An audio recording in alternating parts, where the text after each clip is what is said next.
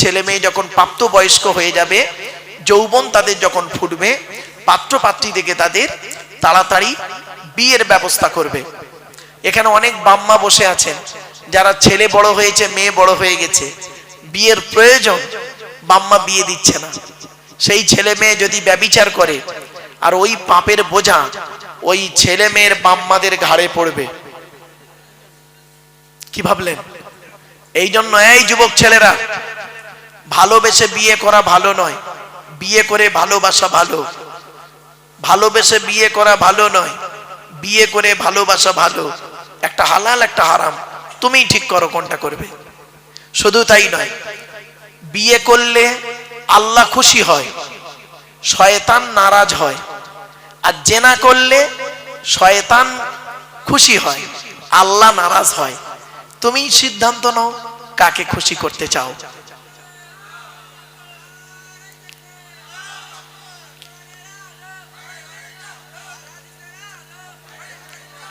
আমার বাপেরা, আলহামদুলিল্লাহ, যে বক্তার অপেক্ষায় আপনারা ছিলেন তিনি এসে গেছেন। তার জ্ঞানগর্ভ বক্তব্য আপনারা শুনবেন। আমি আপনাদের কাছে আর কয়েক মিনিট কথা বলবো বাবা, আর কয়েক মিনিটের মধ্যেই তিনি চলে আসবেন। এই 10টা কথা টপ টপ করে শুনে নেন। 1 নাম্বার হলো স্বামী হিসাবে, 2 নাম্বার হলো পিতা হিসাবে, 3 নাম্বার হলো ছেলে হিসাবে পিতামাতার কতটা হক আদায় করেছেন। এখানে বসে বসে ভাবুন, বাপের নামে দান খয়রাত করেননি, বাপের নামে কোনোদিন ফকির খাওয়াননি, বাপের রেখে যাওয়া সম্পত্তি জলকর ভোগ করছেন, বাপের কবরটা জিয়ারাত করেননি। নবীজি বলেছেন, জুম্মার দিনে যদি কোনো ছেলে তার বাপ আর মায়ের কবরটা জিয়ারাত করে, ছেলের দুয়ার ওসিলায় বাম্মার কবরটাকে আল্লাহ পাক আলোয় আলোকিত করে দেয়। 4 নাম্বার হলো ভাই হিসাবে কতটা দায়িত্ব পালন করেছেন। বোনের ফারাইজি অংশ দিয়েছেন। ও মুসলমান, বাপ মারা গেছে, বাপ মারা গেছে, 20 বিঘা জলকর রেখে গেছে।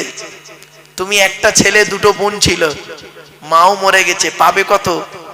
তুমি পাবে 10 বিঘে আর তোমার 2টো বোন পাবে 5-5 10 বিঘে। আগে বোনের ফারাইজি অংশ দাও, তবে তোমার রেহাই আছে, নইলে তুমি জাহান্নামী। হয়েছে? তুমি নামাজ পড়ো, রোজা রাখো, ভাই হিসাবে তোমাকে ধরা হবে কতটা দায়িত্ব পালন করেছিলে। 5 নাম্বার হলো চাচা হিসাবে কতটা দায়িত্ব পালন করেছো। চাচা, এখানে অনেক চাচা দাঁড়িয়ে বসে আছে, বাপ মারা গেছে, চাচা বেঁচে ছিলে, তুমি ভাইপোদের প্রতি লক্ষ্য রেখে রাখতে না, আরো ভাইপোদের মেরে খাবার ধান্দা করেছো। 6 নাম্বারটা খুব ইম্পর্টেন্ট, খুব ইম্পর্টেন্ট, খুব ইম্পর্টেন্ট। 6 নাম্বারটা কে জানেন? বোনাই হিসাবে ধরা হবে। বোনাই, আপনারা কি বলেন? বোনাই বলেন না দুলা ভাই বলেন? কোনটা? এই বোনাইরা কবরে ঢোক, বোনাইদের ধরবে। শালির সঙ্গে ইয়ারকি মারা, শালির হাত ধরে জলসায় গিয়ে ফুচকা খায়, খেয়ে দেবা গালে, কবরে ঢোক। বোনাইদেরকে আল্লাহ ধরবে কিয়ামতের মাঠে। শালির সঙ্গে কিরূপ আচরণ করেছিলিস, কি ভাবছেন? কোরআনে আল্লাহ বলছেন, আয়াহসাবুল ইনসানু আন ইউতরাকা সুদা, মানুষ কি মনে করে আমি আল্লাহ তাকে এমনি এমনি ছেড়ে দেব, তাকে হিসাব কিতাব না নিয়ে, কৈফিয়ত না নিয়ে? শুনে নিন, এর সঙ্গে আরেকজন আছে, আরেকজন আছে, কে জানেন? দেওর। কি বললাম? দেওর হিসাবে আপনাকে জবাব দিতে হবে। এই ভাবিরা শুনে নিন, আল্লাহ নবীর কাছে একদিন নারী জাতিরা এসেছে, নারীরা এসে বলছেন, ইয়া রাসূলুল্লাহ, আমরা পৃথিবীতে কাকে বেশি ভয় করব বলুন। আল্লাহ নবী বললেন, এই পৃথিবীতে তোমরা মৃত্যুকে ভয় করো? বলছে হ্যাঁ। বলছে তেমনি দেওরকে ভয় করো। দেওর, দেওর হলো মৃত্যুর সমতুল্য।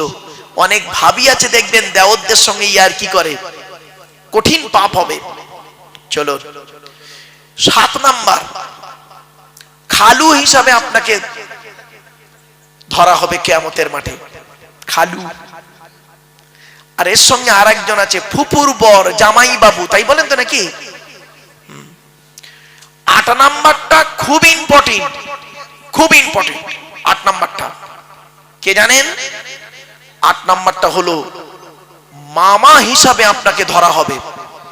এখানে যত মামা বসে আছে, মামা, আল্লাহ বলবেন তোর বোনাইটা অ্যাক্সিডেন্টে মারা গেল, দুটো ভাগনা ছিল ছোট ছোট, ঈদের সময় তুই তো ছেলে মেয়ের জামা কাপড় কিনলি আর ভাগনা ভাগ্নির তো দেখলি না, তোর মতো মামা আজকের জাহান্নামী হয়েছে, ভাববেন বাড়িতে গিয়ে।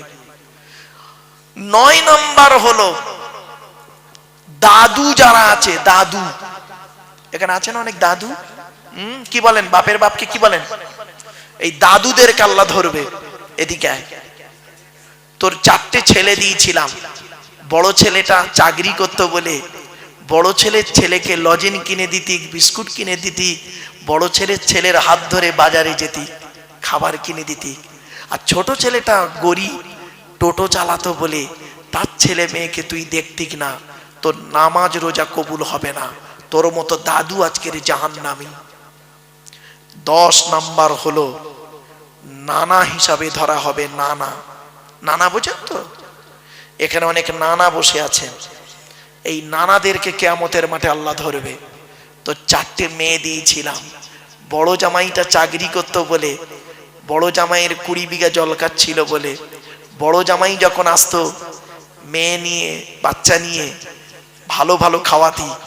আর মেজ জামাইটা গরিব ছিল বলে মেজ জামাই ছেলে মেয়ে যখন আসতো তাদের প্রতি গুরুত্ব দিতি কিনা, তোর মতো নানা আজকের জাহান্নামী। বাড়িতে গিয়ে ভাববেন, এই 10 জনের বাইরে কেউ আছেন?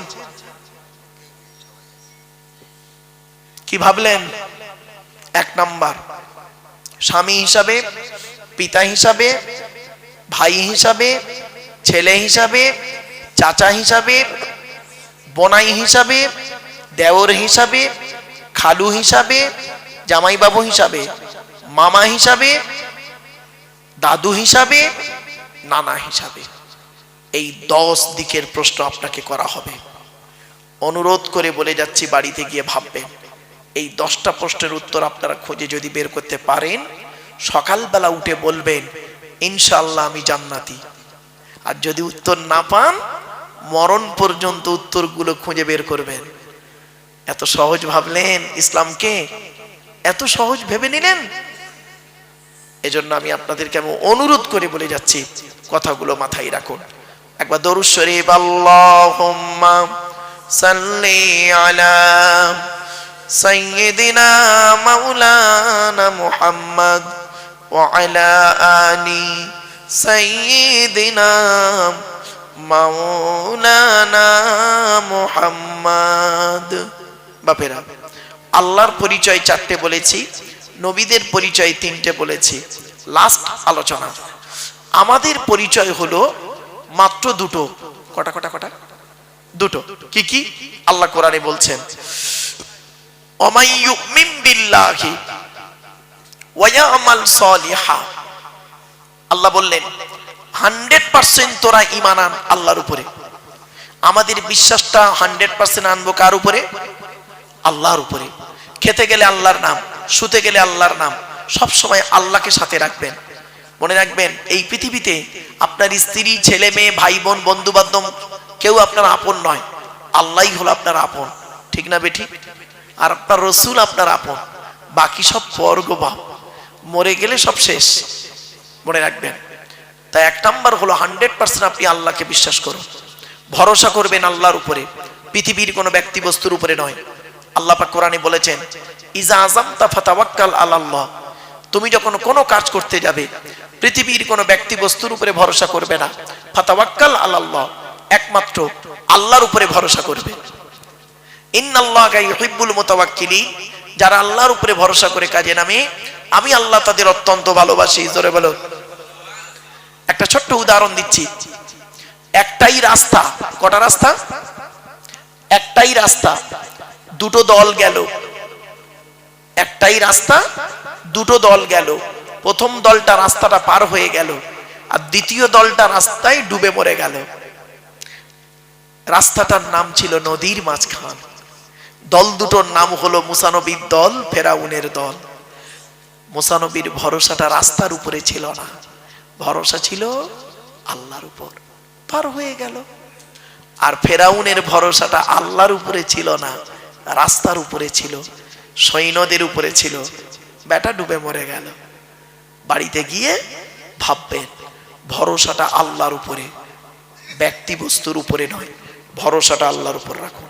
এই জলসা কমিটি, জলসা যখনই দেবেন ভরসা রাখবেন আল্লাহর উপরে। কার মাধ্যমে কোথায় কি হবে আল্লাহ পাক ঠিক করে রেখেছেন, ঠিক না বেটি? অনুরোধ করে বলে যাচ্ছি।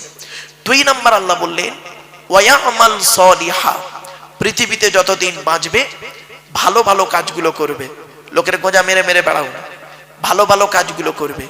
মানুষের উপকার করতে না পারলে ক্ষতি করতে যেও না। আল্লাহ ছাড় দেয়, ছেড়ে দেয় না। আল্লাহ ছাড় দেয়, ছেড়ে দেয় না। কথাটা মাথায় রাখুন। আল্লাহ বলছেন মানা আমিনা সলিহাম মিন যাকারিন আও উনসা ওয়া হুয়া মুমিনুন ফালানুহইয়ান্নাহু হায়াতান তাইয়্যিবা।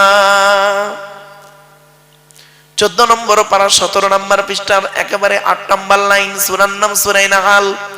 আল্লাহ বলেন যে ব্যক্তি 100% আল্লাহকে বিশ্বাস করবে, ভালো ভালো কাজগুলো করবে, বেটা ছেলে হোক আর মেয়ে ছেলে হোক, ওয়া হুয়া মুমিন, সে হবে মুমিন।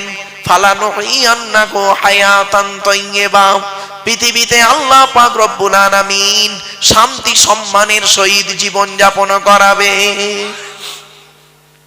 100% ঈমান আনুন আর ভালো কাজ করুন। এইরকম একজন লোকের নাম বলে যাচ্ছি, ফুরফুরার জমিনে ছিলেন, একেবারে শেষবারে বিদায় নিলেন আমাদের কাছ থেকে। মুফতি আজম মেজলা হুজুর পীর কেবলা রহমাতুল্লাহ আলাইহি। কি ভাবলেন? খুব বড় আল্লাহর ওলি ছিলেন, খুব বড় আলেম ছিলেন। ইলমিয়াত, জাহিরি ইলম, বাতিনি ইলম, ইলমে লাদুন্নি, ইলমে মারিফাত আল্লাহ পাক তার মধ্যে দিয়েছিলেন। কি ভাবছেন? এবার আসছে আল্লাহ বললেন ইন্নাল, এটা দুনিয়াতে হলো, আখিরাতে কি দেবে? ইন্নাল্লাযীনা আমানু ওয়া আমিলুস সলিহাতি কানাত লাহুম জান্নাতুল ফিরদাউসি নুজুলা। 16 নম্বর পারার 3 নম্বর পৃষ্ঠার 12 নম্বর লাইন, সূরার নাম সূরা কাহাফ। নিশ্চয়ই যারা 100% আল্লাহর উপরে ঈমান আনবে, ভালো ভালো কাজগুলো করবে, তাদের ঠিকানা হবে জান্নাতুল ফেরদাউস। দুটো কাজ করুন, আল্লাহর উপরে 100% বিশ্বাস রাখুন, আর পৃথিবীতে ভালো ভালো কাজগুলো করে যান। আপনারা নিশ্চয়ই জানেন কোনটা ভালো কোনটা কালো। খারাপগুলোকে বর্জন করুন, ভালোগুলোকে গ্রহণ করুন। That's all. নামাজ আপনাকে পড়তে হবে, সকলেই জানি, কিন্তু নামাজ পড়ি না, এর জবাব কিন্তু আপনাকে দিতে হবে। যাকাত দিতে হবে এটা জানি, কিন্তু যাকাত দেই না। রোজা রাখতে হবে জানি, কিন্তু রোজা রাখি না, এর জবাব দিতে হবে। এজন্য চোখ দুটো বন্ধ হয়ে গেলে সব শেষ। বাপেরা, আমার পরবর্তী বক্তা এবারে আসবেন। দেখতে দেখতে আপনাদের কাছে 11:30 করে ফেলেছি। বাপ আসুন একটু রাসূলের শানে একটু দাঁড়িয়ে একটু সালাত ও সালাম পাঠ করবো। ইয়া নবী